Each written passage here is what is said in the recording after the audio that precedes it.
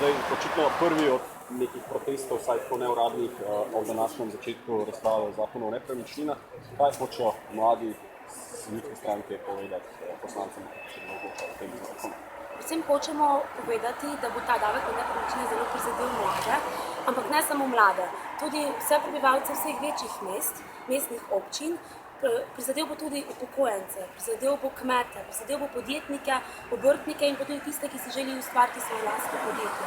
Kajti povečali se bodo na primer stroški poslovanja in zaradi tega bo del sredstev, ki je namenjen, oziroma del denarja, ki je namenjen za plače, zdaj namenjen tem davkom. Tudi mladi prevzemniki kmetij ne bodo več želeli prevzeti kmetija, saj se bodo stroški povečali. Za mlade pa predvsem to, da se bodo povečali stroški najemnin, tako študentskih domov kot dijaških domov.